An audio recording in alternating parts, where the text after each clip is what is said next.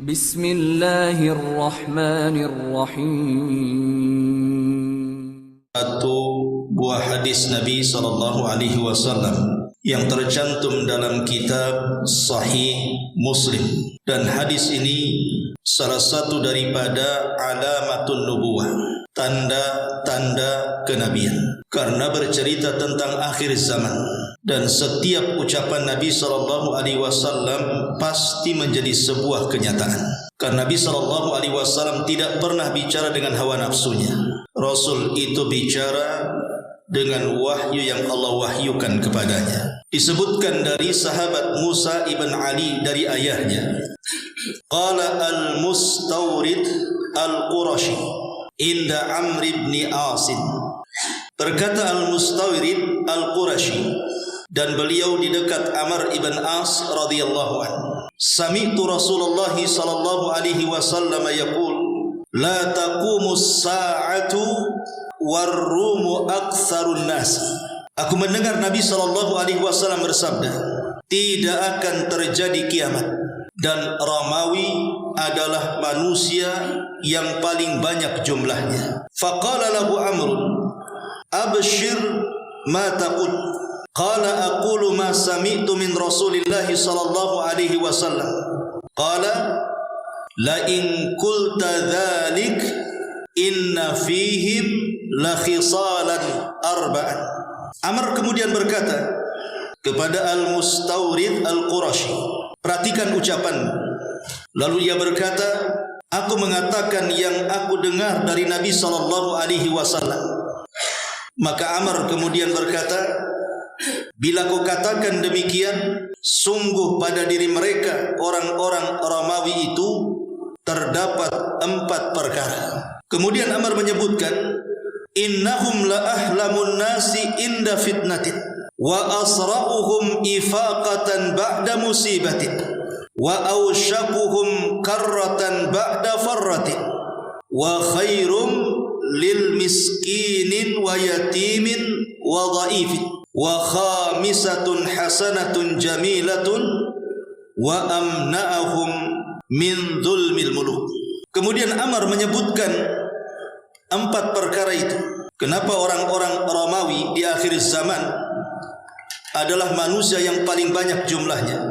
Mereka adalah orang-orang yang paling sabar saat terjadi fitnah. Mereka adalah orang-orang yang paling cepat untuk semangat bila terjadi musibah. Mereka orang yang paling cepat menyerah setelah mengalami kekalahan. Dan yang terbaik dari mereka adalah orang yang paling sayang dengan orang miskin, anak yatim dan orang-orang lemah. Kemudian beliau menambah yang kelima, mereka memiliki sifat yang sangat cantik sekali, yaitu mereka paling tidak suka dengan kezaliman penguasa. Hadis ini dikeluarkan oleh Imam Muslim. Baik, ma'asyiral muslimin wal muslimat rahimakumullah. Hadis ini saya ulangi dari awal, termasuk daripada alamah min alamatin nubuwah, tanda dari tanda-tanda kenabian. Karena setiap yang dihabarkan Nabi SAW itu pasti menjadi sebuah kenyataan, dan kita harus membenarkan apapun yang diucapkan Nabi SAW, mustahil ataupun masuk akal. Kalau sudah Nabi yang bicara, sami'na wa ata'na. Di sini Nabi SAW menjelaskan tentang kondisi kaum muslimin di akhir zaman, bahwa nanti di akhir zaman jumlah orang-orang Nasrani akan jauh melebihi jumlah orang-orang yang beriman, orang-orang muslim. Dan sadaqa Rasulullah SAW. Nabi bicara 14 abad yang silam. Kalau kita menyensus jumlah penduduk dunia antara muslim dan Nasrani, maka kita tahu bahwa hari ini jumlah Nasrani memang lebih banyak, sekitar 25% dari penduduk dunia. Adapun kaum muslimin sekitar kurang lebih 20% dari penduduk dunia. Padahal dulu kaum muslimin menjangkau jumlah orang-orang Nasrani. Kenapa bisa seperti ini? Kenapa perkembangan orang-orang Nasrani jauh lebih cepat di akhir zaman dibandingkan penyebaran Islam di dunia ini? Tentu ada alasannya. Ma'asyiral muslimin yang dimuliakan Allah Azza wa Jalla, hadis ini bukan berarti hendak memuji orang-orang Nasrani, tidak. Kita tidak hendak atau tidak sedang memuji mereka. Akan tetapi hadis ini hanya menjelaskan kenyataan. Memang mereka seperti itu, memiliki sifat-sifat yang baik. Tentu sifat-sifat yang baik itu harus dijadikan ibrah oleh kita. Karena sifat-sifat yang baik yang ada pada mereka itu sebenarnya Islam pun mengajarkannya. Cuman kadang-kadang kita lupa bahwa kita tidak pernah mengamalkannya. Nah, di sini dikisahkan bahwa ada perbincangan antara Al-Mustawrid Al-Qurashi dengan sahabat Amr ibn As radhiyallahu anhu. Jadi Al-Mustawrid Al-Qurashi ini dia berbincang dengan Amr ibn As tentang sabda Nabi sallallahu alaihi wasallam. Dia mengatakan, aku mendengar Nabi sallallahu alaihi wasallam bersabda, la taqumus sa'ah war-rumu aktsarun nas. Tidak akan tegak hari kiamat sampai bangsa Romawi jauh lebih banyak jumlahnya dibandingkan jumlah kalian kaum muslimin. Yang dimaksud Rum dalam hadis di sini artinya orang Nasrani, karena penyebaran Kristen itu lebih banyak di Eropa, kemudian di Afrika, kemudian di Asia. Nah, di sini Mustairid mengatakan, maka Amr ibn As ketika itu mengatakan, hati-hati ucapanmu, hati-hati ucapanmu. Maka kata Al-Mustairid di hadapan Amr ibn As, tidak, aku mengatakan yang sesungguhnya. Aku dengar langsung dari Nabi SAW, beliau bersabda seperti itu. Barulah kemudian Amr ibn As ketika mendengar bahwa memang itu adalah pernyataan Nabi yang didengar Mustawrid Al-Qurashi ini. Baru kemudian Amr ibn As radhiyallahu an mengatakan, baik, aku mendengarkan ucapan. Kemudian Amr ibn As mengatakan, jangan-jangan penyebaran Nasrani itu lebih meluas di akhir zaman karena mereka memiliki banyak sifat. Kemudian Amr ibn As menyebutkan 4 sifat yang ditambah dengan 5 sifat. Ini alasan kenapa orang-orang Nasrani hari ini lebih banyak jumlahnya dibandingkan kaum muslimin. Kalau Yahudi jangan tanya, Yahudi itu tidak akan bertambah jumlahnya, segitu-gitu aja dia. Karena orang Yahudi tidak menerima orang luar masuk Yahudi dan tidak diakui. Mereka hanya menerima Yahudi itu yang turunan Bani Israel saja. Yang banyak menyebarkan agama itu cuma Nasrani dan Muslim. Orang Yahudi tidak pernah menyebarkan agama. Mereka hanya merusak agama orang. Ya, Nasrani dirusak Yahudi, Islam juga sama dirusak Yahudi. Lah orang-orang Nasrani ini mudah menyebar dibandingkan kaum muslimin di akhir zaman. Kenapa? Karena ada 5 sebab menurut Amr ibn As radhiyallahu anhu. Sebab pertama, kata Amr ibn As radhiyallahu anhu, beliau mengatakan, innahum la ahlamun nasi inda fitnah. Yang pertama, orang-orang Nasrani itu mereka adalah orang-orang yang paling sabar kalau terjadi fitnah. Jadi kalau ada gelombang fitnah, maka mereka akan menghadapi fitnah itu dengan kesabaran. Itulah ciri khasnya orang-orang Nasrani.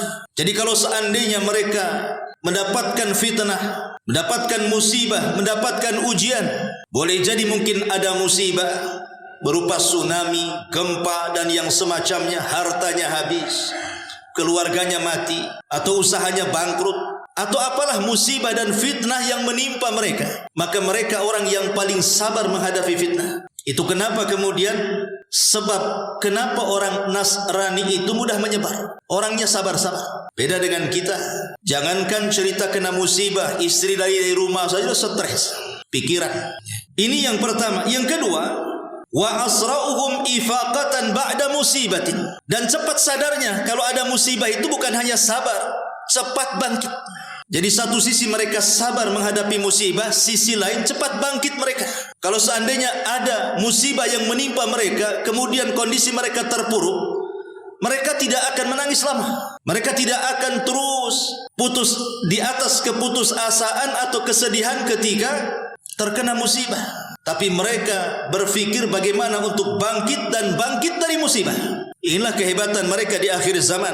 Sehingga apapun musibah yang telah mereka alami, maka mereka menganggap musibah itu masa lalu. Karena mereka harus bangkit dari musibah untuk kembali ceria dan tidak memperbanyak menangis. Ini sifat yang kedua. Kemudian sifat yang ketiga, wa ausyaquhum karratan ba'da far. Dan mereka paling cepat menyerang kembali setelah mengalami kekalahan. Jadi kalau peperangan mereka kalah dihantam musuh, bukan berarti kemudian mereka setelah kalah ya sudah menerima kekalahan, tidak. Mereka akan mencari cara untuk balik menyerang. Itulah orang-orang Nasrani. Kemudian yang keempat, wa khairuhum limiskinin wa yatimin wa dhaifin. Dan mereka orang-orang Nasrani di akhir zaman itu, mereka baik hubungannya dengan orang-orang miskin, suka membantu, suka menyantuni. Mereka sayang dengan anak-anak yatim. Mereka suka menolong orang-orang lemah. Jadi kalau ada orang yang tertindas, kalau ada orang-orang yang terzalimi, maka mereka akan tolong. Bagaimana caranya mereka terangkat dari keterpurukan? Makanya kenapa dakwahnya orang-orang Nasrani itu cepat menyebar? Karena dakwah mereka menggunakan ekonomi. Datang kepada orang-orang miskin, membawa pakaian-pakaian baru, membawa sembako, membawa bantuan-bantuan, sehingga akhirnya orang yang tadinya Islam lemah imannya menganggap bahwa agama Nasrani lebih baik dibandingkan Muslim. Sementara kita ini mengajak orang baca ayat, baca hadis, mereka mengatakan emang ayat bisa dimakan? Emang hadis bisa dimakan? Kami ini perlu beras, perlu sembako. Akhirnya kemudian seolah-olah ada agama baru yang jauh lebih baik karena hanya memberi makan saja. Dan itu juga terbukti kok. Ada kawan-kawan kita di Batam ini ketika berdakwah mengajak orang-orang susah. Mereka kadang-kadang meminta di lampu merah, kadang mengemis kemana-mana. Kemudian direkrut, kau sehari dapat berapa? Oh, sekian ribu. Ya sudah, satu hari itu saya kasih sekian ribu, asal kau ngaji, baca Quran, kau sholat. Mau. Akhirnya satu, alhamdulillah sekarang jamaahnya banyak. Artinya dari sini kalau di zaman sekarang apalagi dalam kondisi ekonomi susah, kemudian kita berdakwah dengan ekonomi, itu lebih mudah diterima. Ingat dulu saya pernah cerita tentang seorang dai dari Thailand. Saya kenalan waktu saya masih mengajar di Singapura. Saya ketemu dengan beliau. Saya nggak paham bahasa Thailand, tapi dia paham bahasa Indonesia, sehingga komunikasinya pakai bahasa Arab.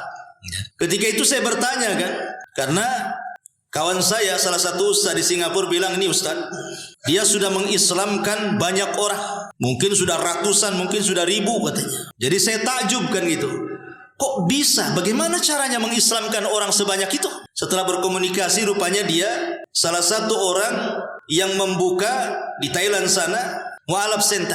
Jadi saya katakan, macam mana kau berdakwah kepada orang-orang pedalaman sehingga mereka bisa masuk Islam? Dia mengatakan, sederhana Ustaz, saya hanya membagi-bagikan kartu nama. Terkejutlah saya, masa membagi-bagikan kartu nama orang dapat hidayah? Iya Ustaz, saya hanya membagi-bagikan kartu nama. Di depannya alamat kantor saya, di belakang kartu namanya bacalah syahadat asyhadu alla ilaha illallah wa anna muhammadar rasulullah, engkau akan selamat dunia akhirat. Hanya dengan kartu nama, hanya dengan kartu nama. Yang benar saya bilang, iya, tapi kartu nama itu saya selipkan di sembako, saya selipkan di beras, dengan Indomie 1 dus, membanyakan telur 1 krat, beras 1 karung. Saya sisipkan itu di situ, dibagi-bagikan ke orang-orang pedalaman di perbatasan Thailand Malaysia itu. Akhirnya banyak orang-orang yang tertarik, dan setelah bertahun-tahun banyak orang yang masuk Islam. Saya takjub luar biasa. Kemudian saya tanya, Ustadz ini pernah sekolah di mana? Dia bilang, saya enggak sekolah di mana-mana, saya hanya mondok di Thailand saja. Pernah keluar negeri, ke Mesir, ke Arab? Enggak, katanya. Subhanallah. Artinya secara ilmu agama itu dia tidak pernah belajar ke luar negeri, mungkin ke daerah-daerah Timur Tengah. Berarti secara keilmuan juga ya mungkin saya bisa melihatlah. Tapi rupanya bukan hanya sekedar ilmu dakwah itu. Betapa banyak orang-orang yang cerdas memiliki ilmu agama, belum tentu bisa melakukannya. Rupanya dakwah itu bukan hanya sekedar menyampaikan Quran, menyampaikan hadis. Bahkan mungkin kalau di zaman sekarang berdakwah dengan ekonomi ini, dengan memberikan sembako, bantuan makanan kepada orang-orang miskin, kepada orang-orang yang mungkin beda agama tapi susah, boleh jadi mungkin sangat efektif di sini. Makanya Allah Subhanahu wa taala sendiri mengatakan, jahidu bi amwalikum, berjihadlah bukan hanya dengan jiwa tapi harta-harta kalian. Itulah yang dilakukan para sahabat Nabi sallallahu alaihi wasallam. Bagaimana mereka memandang harta itu tidak lebih berharga dibandingkan saudara mereka.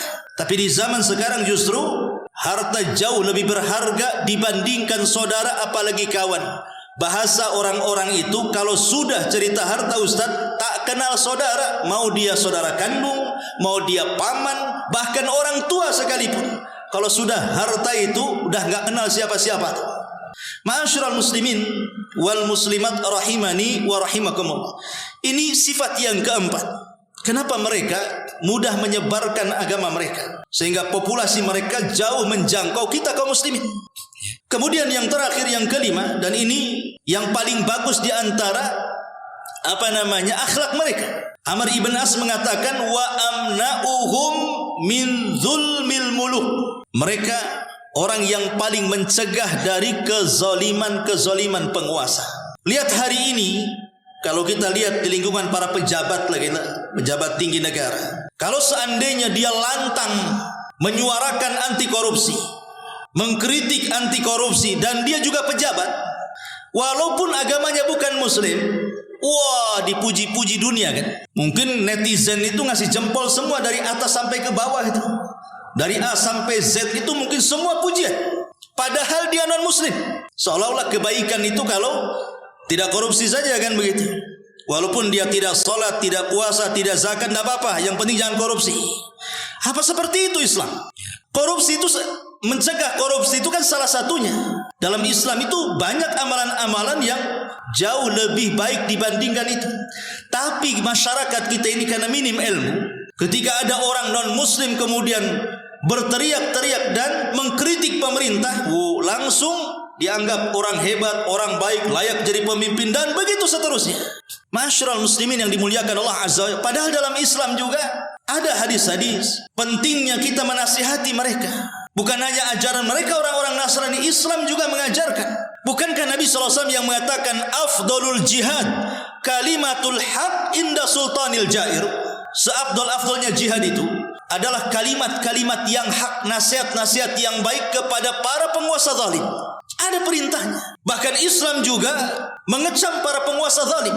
Bahkan Nabi SAW sampai mengatakan salasatun la yukallimuhumullahu yaumal qiyamah wa la yuzakkihim wa la yanduru ilaihim wa lahum adzabun alim. 3 kelompok kata Rasul tidak akan diajak bicara oleh Allah pada hari kiamat, tidak akan dibersihkan oleh Allah pada hari kiamat, bahkan tidak akan melihat Allah pada hari kiamat, bahkan mereka disediakan azab yang sangat pedih pada hari kiamat. Siapa 3 kelompok ini? Kata Nabi SAW, syaikhun zanin. Yang pertama, orang tua renta tapi masih suka berzina. Mungkin umurnya sudah 60, sudah 70 tahun, sebenarnya sudah dekat ke tamiang, sudah OTW, tapi juga masih suka berzina. Padahal usia-usia tua itu biasanya sudah pernah mencicipi yang halal, sudah punya istri, sudah punya anak, bahkan sebagian mereka sudah punya cucu. Kemudian yang kedua, orang sudah tua itu semua serba berkurang. Mata mulai kabur, telinga mulai budak, ngomong sudah mulai gagap, otak juga loadingnya lama, syahwat pun mulai turun, tapi masih suka berzina. Kalau bukan akhlak buruk atau kebiasaan buruk, apa namanya? Beda dengan anak-anak muda kalau berzina, masih ada dorongan syahwat, syahwatnya masih kuat, dan begitu seterusnya. Walaupun dua-duanya dosa, anak muda berzina dosa, orang tua juga dosa, tapi dosa orang tua yang berzina lebih parah dibandingkan anak muda yang berzina. Akan mendapatkan 4 azab sebagaimana hadis ini. Yang kedua, ailun mustakbir, orang miskin sombong. Dah miskin sombong lagi. Kalau orang kaya sombong wajar, ada sebabnya. Sebab kesombongannya karena dia kaya, dengan kekayaannya dia sombong. Pejabat sombong wajar karena dia punya jabatan, dengan jabatannya dia sombong. Lah orang miskin kira-kira apa yang mau disombongkan? Kekayaan tak ada, sombong pula. Jabatan tak punya, sombong pula. Lalu apa yang diharapkan dari kesombongannya? Walaupun sama-sama sombong tak boleh. Orang kaya sombong ya tak boleh dosa, orang miskin sombong ya tak boleh dosa. Tapi orang miskin sombong lebih parah dosanya dibandingkan orang kaya sombong. Dan yang terakhir ini maksudnya, kata Nabi SAW, wa malikun kadzdzab, penguasa yang suka berdusta. Penguasa yang suka berdusta. Para ulama mengatakan maksudnya berdusta di sini penguasa yang mengambil hak kita, tapi kita tidak bisa mengambil hak mereka. Ya contoh sederhana lah. Pemerintah menekan kita bayar pajak umpamanya kan. Tapi kesejahteraan ke kita tak ada. Mereka makin kaya, jalan-jalan ke luar negeri, hidup mewah, hedon dan lain sebagainya. Malikun kadzdzab. Membuat hukum sesuka-suka mereka. Kalau pejabat bermasalah, hukumannya ringan. Kalau rakyat yang bermasalah, langsung diproses, langsung diberatkan. Malikun kadzdzab. Seorang penguasa pendusta. Jadi Islam juga sebenarnya tidak suka dengan para penguasa dusta. Tapi kemudian di akhir zaman banyak para penjilat, ustadz-ustadznya tidak berani mengkritik mereka. Tetapi orang-orang Nasrani berbeda. Mereka berani mengkritik. Itu sebabnya akhirnya dapat simpati. Bukan hanya dari agama mereka saja, bahkan dari Islam pun senang sama orang itu. Bahkan akhirnya mungkin mengejek tokoh-tokoh Islam dan memuji pula tokoh-tokoh Nasrani. Inilah 5 sebab kata Amr ibn As radhiyallahu an kenapa terjadi kemunduran Islam. Jumlah Islam nanti di akhir zaman akan merosot drastis dan jumlah orang Nasrani akan naik drastis. Dan ini juga disabdakan dalam hadis yang lain. Kata Nabi SAW, yushiku an tatada'a alaikumul ummah. Hampir-hampir kalian dikerumuni oleh umat-umat yang lainnya. Nabi SAW mengatakan hampir-hampir dikerumuni. Kemudian para sahabat mengatakan, Rasul, amin qillatin nahnu yauma idzin. Apakah kami memang jumlahnya sedikit pada hari itu? Kata Rasul, bal antum yauma idzin katsirun. Bahkan kalian jumlahnya banyak ketika itu. Boleh jadi mungkin jumlah kalian menjangkau jumlah agama-agama yang lain. Kemudian sahabat mengatakan, kalau memang kami ini mayoritas, kenapa dikerumuni minoritas? Kata Nabi SAW, karena Allah telah cabut izzah kalian, kemuliaan kalian di mata musuh-musuh kalian, dan Allah berikan kepada hati kalian penyakit yang disebut dengan al-wahan. Sahabat mengatakan, apa itu wahan wahai Rasul? Maka Rasul mengatakan, hubbud dunya wa karahiyatul maut. Kecintaan kepada dunia dan takut akan kematian. Umat Islam ini kalau sudah dicintakan dengan dunia, kemudian ditakutkan dengan kematian, maka akidah mereka akan rontok dan lemah. Saat itulah serangan dari luar, kristenisasi atau agama-agama yang lain akan mudah menghantui kita. Sehingga boleh jadi sebagian kita tidak mau keluar dari Islam, tetapi minimalnya dijauhkan dari syariat dan ajaran-ajaran Islam, sehingga tidak tahu apa itu Islam. Ma'asyiral muslimin wal muslimat rahimani wa rahimakumullah. Sifat-sifat 5 sifat ini sebenarnya dalam Islam ini, saya ulangi kembali, semua ada ajaran. Ini bukan ajaran Nasrani 5 sifat ini. Ini termasuk ajaran Islam sebenarnya. Cuman mereka mengamalkannya, kita meninggalkannya. Makanya ada istilah kalau ada negara kafir, pemimpinnya adil, rakyatnya makmur. Sementara ada negara Islam, pemimpinnya zalim, kemudian rakyatnya susah. Ulama mengatakan boleh jadi negara kafir yang pemimpinnya adil dan rakyatnya makmur, mereka menjalankan syariat kita. Sebab syariat Islam ini kalau dijalankan, maka apa yang dicita-citakan pasti terpenuhi. Seperti contohnya di sini, dari 5 perkara itu, yang pertama tadi, sabar ketika menghadapi fitnah. Islam sudah mengajarkan konsepnya sabar menghadapi fitnah. Pertama, kembali kepada Allah Subhanahu wa ta'ala. Kalau terjadi fitnah, kembali kepada Allah, kembali kepada ilmu supaya kita bisa menghadapinya. Kemudian sabar, itu semua ajaran-ajaran Islam sebenarnya. Atau yang kedua, cepat untuk pulih di saat mendapatkan musibah. Islam mengajarkan tidak putus asa. Kan banyak ayat-ayat yang mengajarkan la taqnatu min rahmatillah, jangan putus asa dari rahmat Allah Subhanahu wa ta'ala. Karena ada sebagian orang yang terkena musibah itu berpikir aku lebih mati daripada hidup. Banyak akhirnya apa? Betul, mengakhiri dirinya, bunuh diri, gantung diri, minum racun, kemudian nulis surat karena enggak sanggup menghidupi keluarganya, ekonominya, dan begitu seterusnya. Terkadang kaum muslimin ini mudah putus asa. Kenapa? Karena tadi qillatul ilmi wal iman. Ilmu sudah sedikit, iman pula nipis. Ketika digoyang dengan musibah, akhirnya putus asa, sudah lebih mati daripada hidup. Padahal Nabi SAW pernah mengatakan kepada Abbas ibn Abdul Muttalib, saat itu dia sedang sakit, sakitnya parah. Karena tidak tahan dengan sakit, Abbas mengatakan lebih baik mati daripada hidup. Karena kalau hidup seperti ini menyusahkan orang. Kita lihatkan orang-orang yang sakit parah, terbaring di kursi roda, terbaring di kasur, Akhirnya kemudian keluarganya merawat bertahun-tahun, kesian dengan keluarganya. Akhirnya berfikirlah lebih baik mati daripada menyusahkan orang. Nabi SAW mengatakan kepada Abbas, jangan kau katakan seperti itu. Kenapa? Sebab kalau seandainya kau masih diberikan umur yang panjang dan kau sehat, kalau engkau orang jahat, ada kesempatan untuk tobat. Kalau engkau orang baik, ada kesempatan menambah pahala. Kecuali kata Nabi SAW, kalau memang harus menginginkan kematian karena tidak tahan dengan musibah, maka Rasul mengajarkan doa, ya Allah wafatkan aku jika wafatku lebih baik dibandingkan hidup. Ya Allah sehatkan aku jika hidup lebih baik dibandingkan mati. Boleh kita berdoa seperti itu. Tapi kalau berangan-angan ingin mati karena sebuah musibah, itu dilarang dalam Islam, haram. Seorang muslim tidak boleh putus asa. Harusnya setiap musibah bangkit dia dari situ. Ma'asyiral muslimin yang dimuliakan Allah Subhanahu wa taala. Ataupun yang ketiga, di mana akhlak mereka kalau kalah perang, mereka tidak langsung menyerah tapi membuat strategis. Ini pernah dilakukan oleh Khalid ibn Walid radhiyallahu anhu. Ketika dia di perang Mu'tah, banyak para sahabat gugur. Ialah wajar, jumlah orang-orang Nasrani Romawi itu 200.000. Sementara jumlah pasukan Khalid hanya 3.000. 3.000 melawan 200.000.